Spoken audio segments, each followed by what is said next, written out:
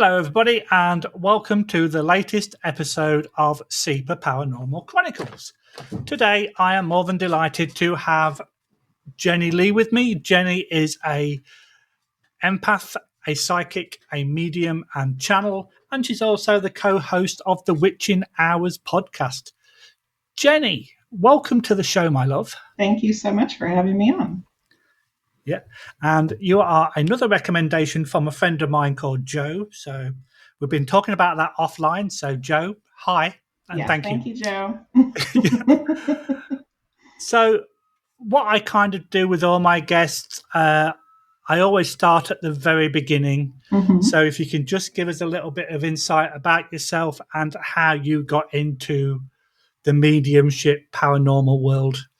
Please. Luckily for me, I was born into a very strange family where the paranormal, supernatural, unexplained, and woo-woo were pretty normal every day. And I didn't know that was not the normal for other people. So as I'm growing up, we're always talking about strange things, past lives, aliens, ghosts, you name it. It's just part of my everyday life. But then moving through time, I didn't really understand that the things that had been happening to me over my life were that it had a title to it and that it meant that I was a medium until about 2018. Okay, that was nice, short and sweet, which I like because sometimes it's sort of like, okay. Yeah. So when would you say that you first had your first encounter, shall we say? There's a lot of different experiences throughout my childhood and early adult life. And to be honest, it's one of those things where when they happen, it's really unusual. And then you kind of file it away and you don't think about it again. So as I've been becoming more and more immersed in this world, those memories start coming back more and more. But I feel like I always had the ability to feel energies unexpectedly that maybe other people weren't feeling. For example, we went on a field trip one year when I was probably in middle school, so I was maybe like 11 or 12, and we went to this historic mansion, and we're getting a tour from the tour guide lady. And she walks us into this room, and I immediately feel a shift in the energy. And I know that something is different about this space. And then the tour guide starts telling us about how there's a ghost in this room. And she stands in, it's one of those lady in white ones like every old mansion has, right? And she stands in the window, and people see her from the street. And it was like, wow, I could feel it. I knew that there was something else there. So that was one of those kind of aha moments. But just a piece of the puzzle that I didn't put together till later, Yeah. So when would you say you became comfortable with this is who I am? In some ways, I think I'm still processing that, Lee. Okay. But in 2018, I had the realization that what I really had been experiencing my whole life was that I was a medium. And then I started the process of learning what that meant and taking classes with other mediums and learning how to hone those skills. So really, it was around that time that I was becoming comfortable with the title and knowing what it meant and learning how to do it between 2018 and 2020. Okay. So with the fact that you describe yourself as a medium, some mediums see, some mediums feel, some mediums hear. Which category would you put yourself into? I do not see things with my eyes. I've only seen a couple of things with my eyes, but in my mind's eye, I definitely see. But I also hear. I can have conversations with spirits and energies. And I also can feel like the empathetic parts of it, but also the physical parts, like if I'm speaking with someone's loved one that's passed and I'm trying to figure out how they passed, how they died, I usually can feel physical things in my body that give me some kind of inkling of what it is that caused their passing. So I also have claircognizance, which is knowing, like just knowing something, and you don't know how you know it. So I kind of am all over the place.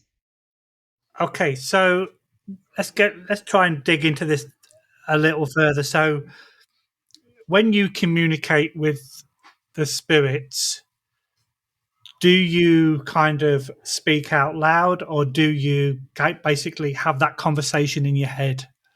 It depends. If I am communicating with a spirit just for myself, it will happen only internally.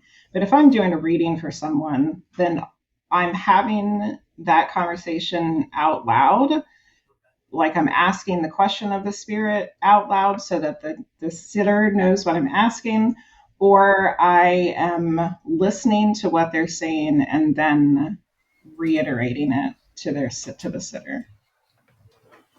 Okay, see, I love how you're so precise in answering these questions. It's great. It's sort of like, I ask you this and you answer it. It's perfect because it doesn't kind of open up a can of worms, which is really good because, like, Yes. straight to the point, and it's sort of like, right, I'm going to answer this part of this I question. have to give you room to ask another question. Yeah, okay. It's all like, okay, it's been 6.5 minutes. Yeah. Thanks for coming, Jed. Bye. Exactly. So, when did you feel like you wanted to help others? When I realized that I was a medium in that 2018 time period, I knew that I knew that spirit had been trying to yell at me, like that I need to do something with this for a long time. And of course, I didn't know what it was because I hadn't even figured out that that's what I was yet. But so I started looking around to see if there was any ghost hunting groups that might be looking for other people to join them. So luckily, I did find one in my area and I was able to join them. And there was another medium in that group as well. And that was my first taste of kind of having a little bit of a mentor to help me figure that out. And then that group kind of fizzled. We weren't able to do a whole lot together. And then that's when I really started pursuing the classes. And in those classes is when it was very clear that this was something that you could do to help other people, and the information that you could give people to help them with a wide variety of things was really beneficial and really rewarding. Okay, that makes perfect sense. Yeah. So, when you went on your first investigation with this group, Mm-hmm. I imagine, you were kind of quite nervous and of like, because they're obviously going to expect you to perform, so to speak. So, how was that very first investigation? It was really cool because I got really great validation for what I picked up on. And it's in those validating moments that give you the boost to keep going. So we went to a private residence where the couple had been having a lot of experiences and that they were scary. These experiences were scaring them. And through the investigation, we determined that it was just the wife's cousin that had passed. And she had been hanging out with them, trying to get their attention. And my big validating piece that was important for me as a medium in that moment was I went into the bathroom to use the bathroom, not to investigate in there. And there was a painting on the wall. And as soon as I saw it, I said, she thinks about her cousin when she sees that painting. And when I brought it up to the homeowner later, she was like, yeah, absolutely. And she had like this big story about one of the last times she had seen them. They had done tie-dye for some bridal shower thing. And it was like this big story that went along with that painting that she did. She thought about her cousin every time she looked at it. So for me, that was one of those really great confirming, validating experiences. That's pretty cool. But yeah, I do kind of wonder why people have pictures of family in the bathroom, but it wasn't a picture of her. It was just a painting. Okay. But the painting made her think about that experience. Right, okay. Tie-dye. Okay. Yeah. Yeah, because it's sort of like family members that you don't like. Yeah, you put the pictures in the bathroom. No, Lee, it was not a portrait in the bathroom. Okay, phew, I'm glad we got that cleared up. So, when you went on your investigation and you were with another medium, did you kind of sync together and feel the same spirits, or did you kind of go separate ways? Yeah, how did that kind of all manifest? I since then I've also worked with other mediums as well, and it's really interesting to work with other mediums because it seems like there is a lot of syncing where you can both pick up on the same type of information, but then also we both pick up on totally different things because each medium has their own skill set and things that they're better at than or things that they've trained more in. So yeah, for example, recently, uh, because we're part of the Witching Hours podcast, we've been affiliated with the Spirit Realm Network, and they invited us to go to an investigation at, you're going to love the name of this, Lee, Booby's Brewery in Pennsylvania. La la la la la la la la. I never heard that. It's spelled Bube, but it's pronounced Boobies. So, don't do that to me, Jenny. So we go to this brewery, and I'm there with my fellow medium, Irene, and we're very good friends with each other. And we both picked up on the same spirits. There's a male spirit here, there's a female spirit here. But then we both pick up on different things. Like all of a sudden, she starts reading for one of the other investigators because her grandma's standing there, and like I didn't pick up on that.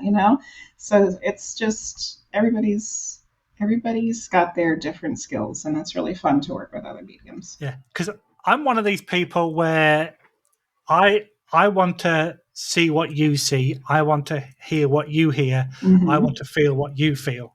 And I was speaking to a girl on Friday, and she says, "Have you ever seen anything?" And I went, "Not that I'm aware of." And she went, "No, you're talking BS." So I went, what do you mean I'm talking BS? And she goes, "You have seen it, but you've just not acknowledged the fact that you've seen it."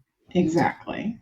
And it's sort of like, okay. And I know there's a lot of kind of training and meditation and that kind of thing involved. So how do you hone your skills to make you a better psychic, medium, empath, whatever? For me, my journey was I started taking classes. I took right before COVID. I took some in-person classes with a medium named J. Marie, and then after COVID, I took classes with the world-renowned Cindy Keza online.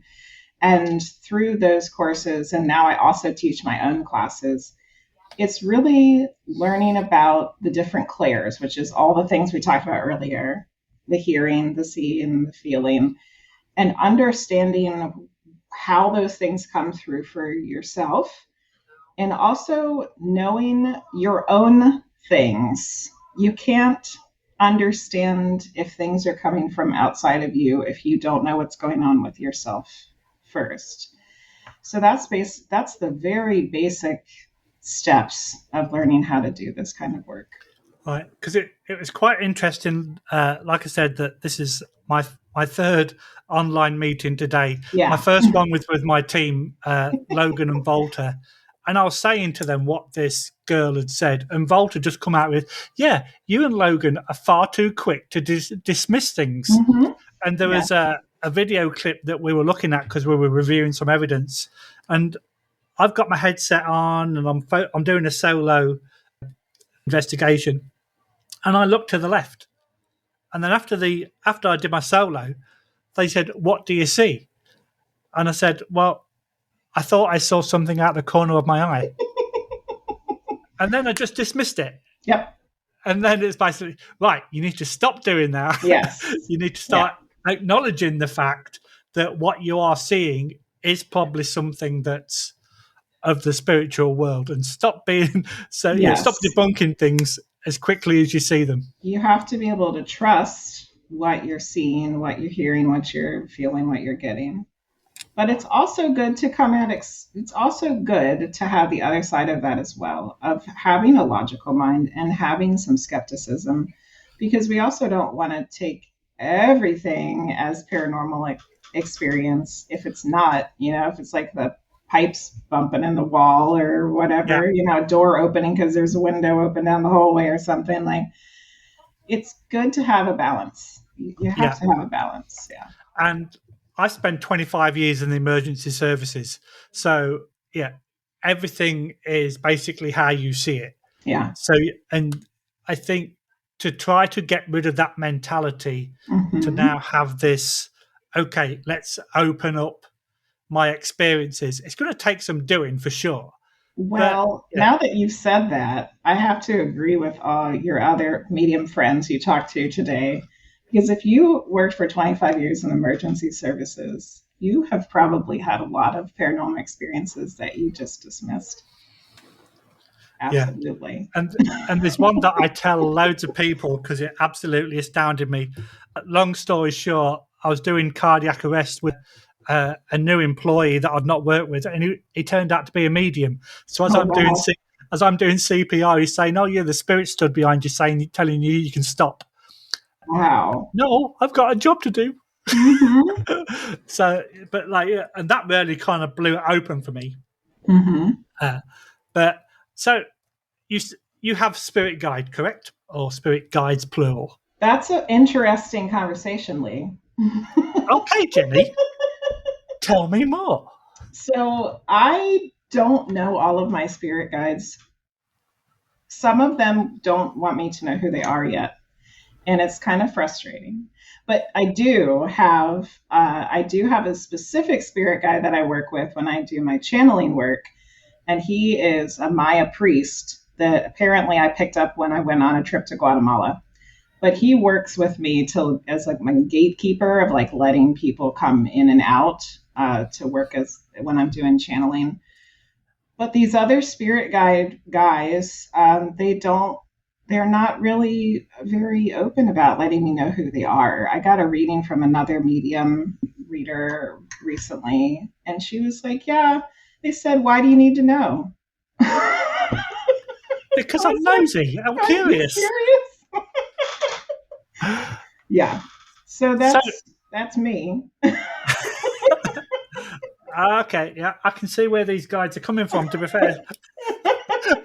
So, how is it the same kind of communication with these spirit guides? So it happens in your head? I don't know about them. I think they must work behind the scenes because I don't get a lot of communication with them. But I have, I don't know if you know information about higher self or if your listeners know about the concept of higher self. But that is what I really spend the most time talking with is my own higher self.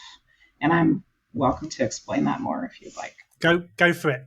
So the concept of higher self is a little bit confusing and tricky, especially at first when you first learn about it, because it doesn't make any sense. So for our logical friends, it's gonna be Great. like, what? You know? But the idea of it is that our soul energy is not just what's here in our physical realm, that we also have part of ourself that stays on the spirit side. And because they're on the spirit side, they're kind of like an oversoul. They can see the big picture, and whatever the big picture means to you, whether it's past lives, future lives, lives happening at the same time, or just one life, whatever you want to think about it. But they have this greater understanding. So I have been able to connect with my own higher self. I've read for people from their higher selves, which is very strange. And that higher self because they're part of you, they are your best guide. You can almost think about them as like when you have those moments, those intuitive moments where it feels like you have a gut feeling about something, or you're conscious, like the little Jiminy Cricket conscious, like do this, don't do that. that's when higher self is stepping up to try to help you, guide you in the right directions. So that's the simplest way that I can explain it. Okay. Some of that made sense. Yeah. But, And some of it is like, what? But if you've not discussed or spoken about that kind of thing, it's kind of it's like Yes, exactly. It took me years to try to understand what that even means. Yeah. And do you fully understand it now, or are you still No, I learning? don't think that we could fully understand it because we can't, because we're here in our little fishbowl and we can't see the bigger picture. But I trust it now, and I understand enough of it to be able to understand that that's my best spirit guide, is really myself. Right. Yeah. You're not confusing me at all, Jenny, honest. Okay.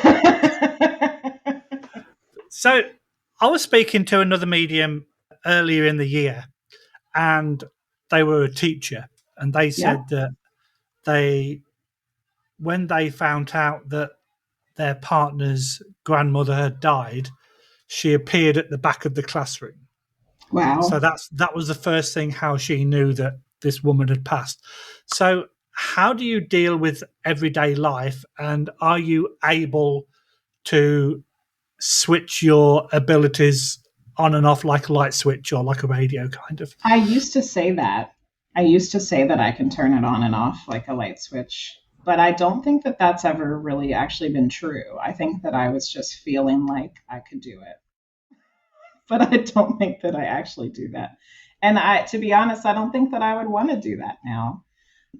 But for me, it is very specific when I am doing work, when I am doing spiritual work. I have a process that I go through, and that's like turning on the open sign. And that's when my connection is very strong, and I'm in the zone, and I can do all the things that I need to do for the work. And when I'm not in that space, it's more like a trickle, like things will come through a little bit, but it's not that flow. Okay, that makes sense. Yeah. So the question that I always kind of ask people is, you're pushing your car in the supermarket, doing your weekly shopping, and do you kind of get messages coming in like randomly, or like you say, do you kind of wait until you're open for business, as you mentioned it?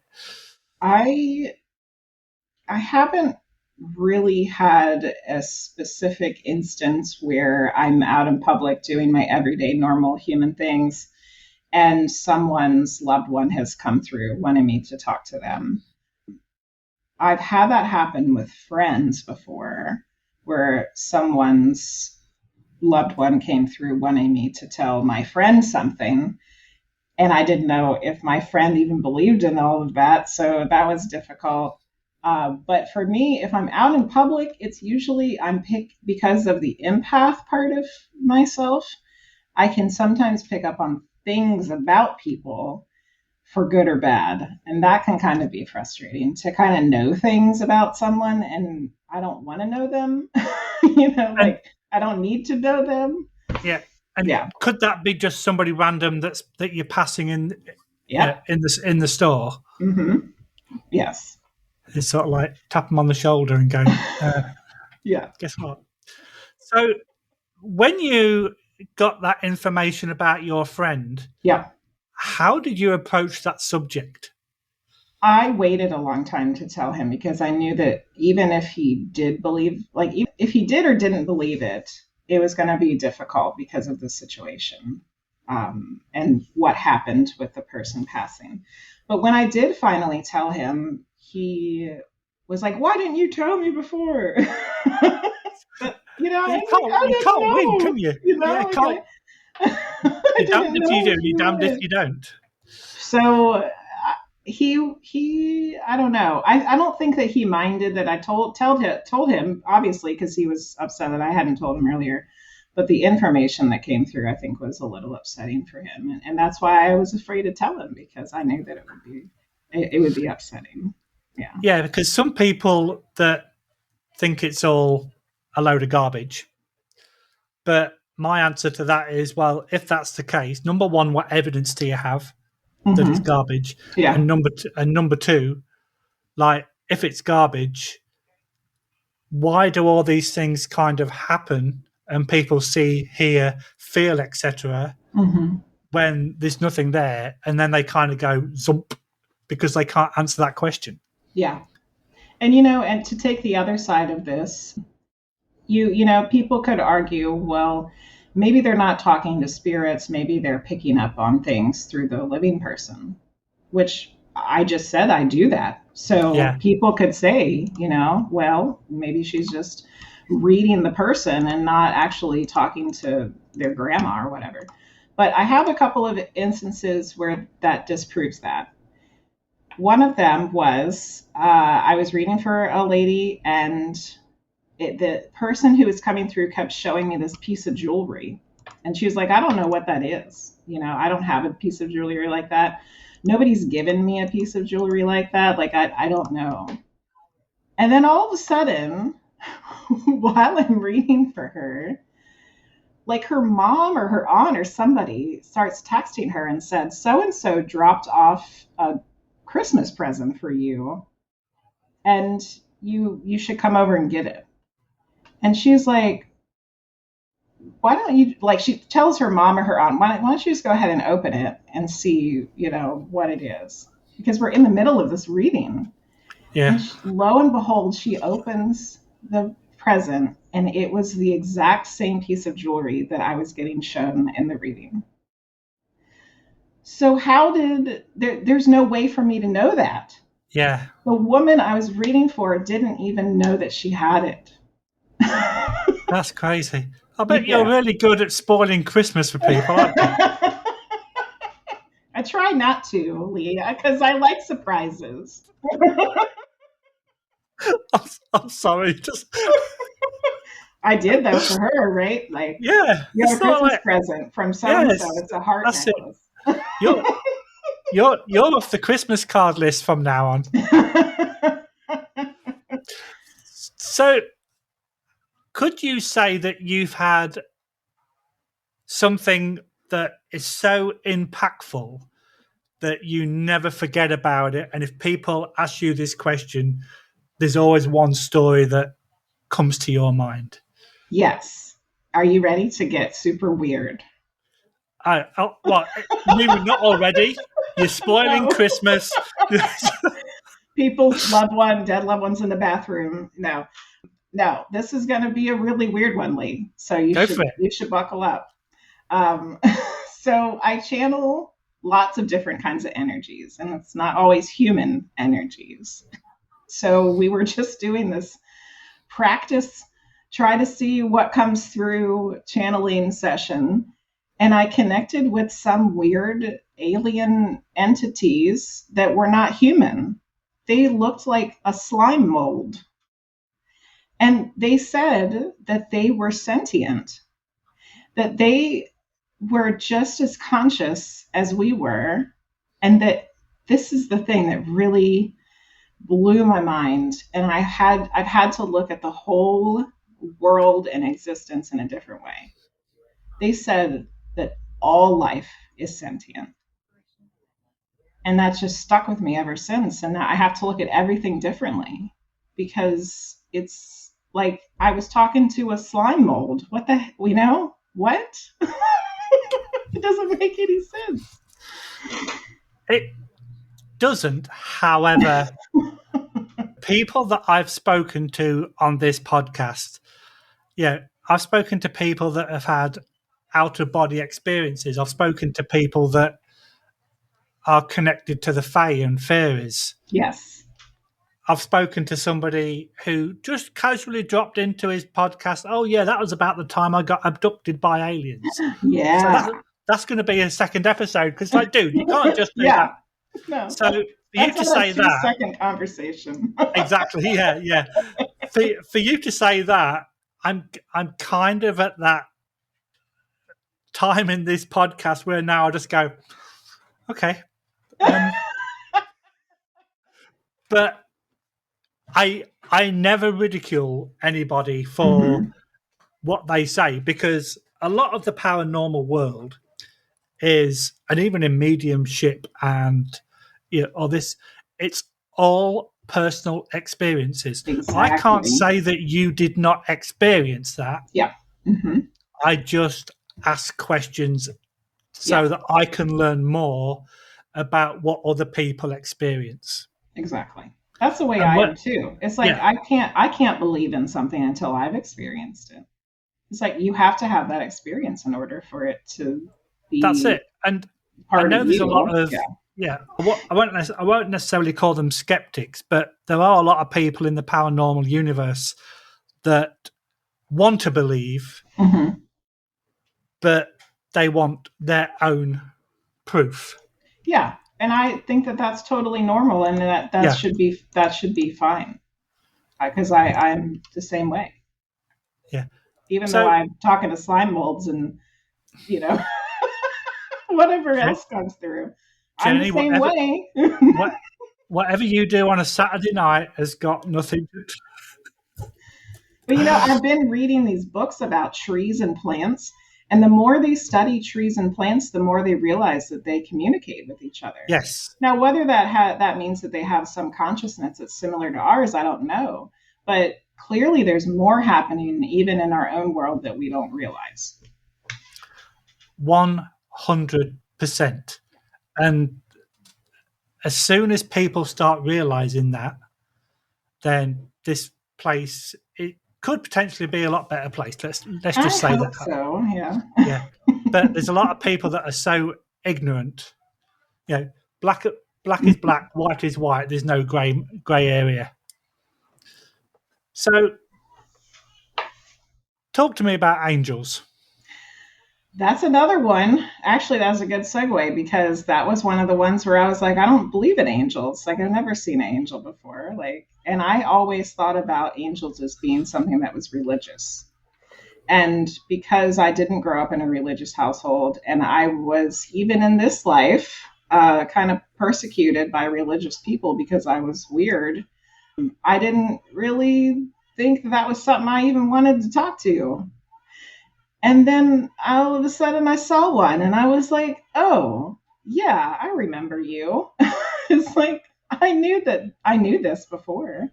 I saw the Archangel Michael. He just appeared to me in a car ride one day. And I was like, but as soon as I saw him, it was very familiar. I already knew. I already knew, you know? But once I started communicating with angels and angels started coming through for other people, I realized that it is not something that's religious. It's just that religions have recognized them and that's become part of their scripture. But really, angels are for everyone. And they're also not necessarily beautiful humans with giant wings. To me, it seems like that's the way that they present themselves to us so that we understand what they are. Yeah, that makes sense because if something's not of this realm, so to speak, and their look is something that they know would freak us out, for want of Yeah, an easier expression, it would make perfect sense that they change the way they look to yeah, make it more comfortable for individuals. yeah. Like I'm in some part of the Bible, I know that there's the one of the original descriptions of an angel is like a giant eyeball thing that's got wheels around it or something. Like so, yeah, that probably was terrifying. I can imagine, Yeah. yeah, especially Let's yes, it's switch kind of like over to like super beautiful humans with wings. Maybe that won't scare them so much. yeah, yeah, that yeah, sort of like yeah. Yeah. These people would not be able to cope. No, we can't handle giant Yeah, eyeballs in the sky. yeah. You've seen it in a few TV shows, but it's like yeah, okay, Yeah.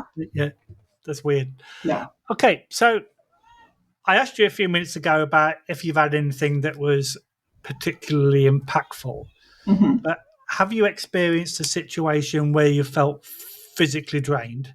And if you have, how did you recover or decompress afterwards? Yes. So this is a fun story.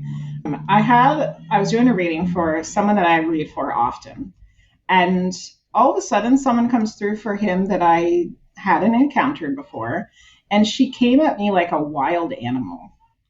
And we discovered that this was his aunt.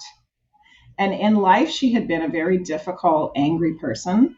And in death, she was still a difficult, angry person. And she was just came at me freaking out, like angry and like foaming at the mouth, just so bitter and just disgruntled. And that specific experience was really draining. I think that's one of the only times that I ever really felt super drained after a reading. And it was just the intensity of her energy was too much. And did you do anything specific to decompress yourself afterwards? I don't know if I remember, but I do specific things to help myself decompress. One of them is taking Epsom salt baths and doing a visualization meditation where I'm kind of clearing out junk from my physical energy that isn't mine. So I probably did one of those after that read.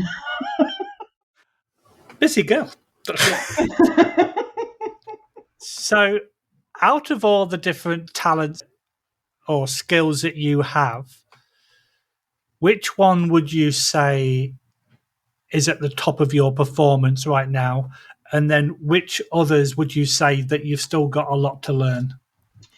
So the channeling that I do seems to be becoming the predominant way that I do readings now. And it's sort of words make things complicated, but it's more of like going into a trance and having the communication flow through me directly instead of me having to have that back and forth conversation with an energy. It's just flowing through me. That seems to be what comes through the most. It's also what I've been the most reluctant to allow because I felt like it was too weird, but I've not that talking to slime molds wasn't weird, but now that I have really embraced it and I've just been okay with it and letting it happen and just being the biggest weirdo out there, that is really become honed over the last couple of years. And I feel very comfortable with that, almost to the point where I feel more comfortable doing that now than I do evidential mediumship, which is the typical that people do. Yeah. So are you able to, and I'm going to ask this for a particular reason, are you able to like astral project or remote viewing or anything like that? Yes. I don't think that my experience of astral projection is the same as people who learn how to do it and that they have a procedure for doing it. I think mine just happens spontaneously and it's usually in my dream time. Remote viewing is super fun, and we like to do, and part of my community, we like to do some remote viewing practices together where we try to remote view something together and see what we get. And then remote viewing sometimes will spontaneously happen during people's readings as well. Because the reason why I asked, I was recording an episode on Friday and was talking about this to the individual, and she was able to pretty much describe that. Number one, I had 2 shower curtains, and literally what was on both of them. It wasn't 100% accurate. Yeah, but it was pretty much there. Mm-hmm. What was she doing in your shower, Lee? Okay, well, that's another story. And see, you're a bad influence. You really are. Yeah, I won't say it on air right now because I don't know if hers is going to get shown before yours or yours gets shown after. I will tell you. Yeah. I will tell you afterwards when we finish the podcast. Okay. Yeah, leave it a surprise. Yeah, that's really cool. Yeah, it is, and it's like it kind of blew my mind for the entire weekend. I just don't know what to say, but maybe you can enlighten me afterwards. So, the Witching Hour podcast. Yes. You're the co-host. Yeah. Tell me about that. So the other host is my husband, and he goes by Frosty online. Is he weird as well? But just that. He's weird by default, yeah, because he's married to me. Okay. Just thought I'd get that out there before anybody asks. He's not as weird as me, but okay. Like you said, I'm a bad influence. So yes, I found that out very quickly today.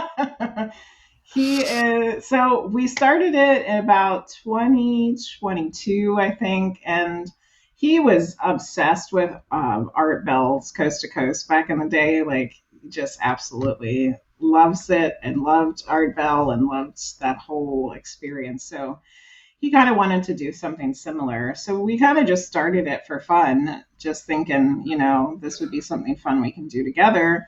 And then here we are 4 years later.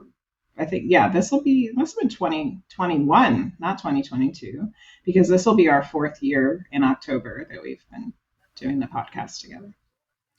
And I know it's called the Witching Hour podcast, but what kind of people do you get on your podcast? We talk about everything weird, surprisingly, paranormal, unexplained, supernatural. We talk to people about cryptids, aliens, UFOs, a lot of mediums, a lot of paranormal groups, like green mold.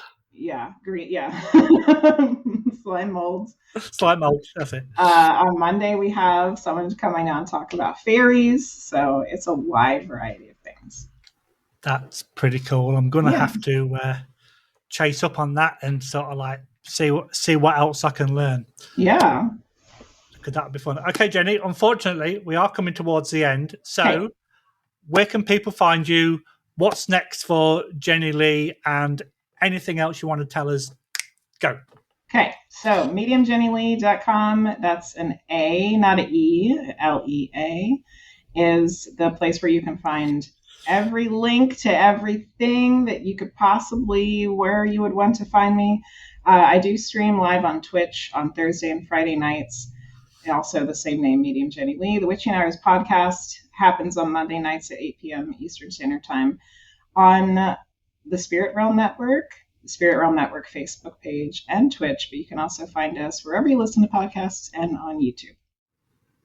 Perfect. And just for the record, the correct way of spelling Lee is with 2 E's. Just putting it out there. No, it's L-E-A. Your Lee is 2 E's. And let's not even go down the L-E-I-G-H. That's just that's just craziness. We can't handle that. Jenny, it's been an absolute pleasure. We've had so much fun. I thank you for your time. Hopefully I get to speak to you again soon. We can talk about something completely random. That'd be great. But again, thanks very much. You have a great day. And as I said, I'll talk to you soon. Take care. Bye-bye. Thank you.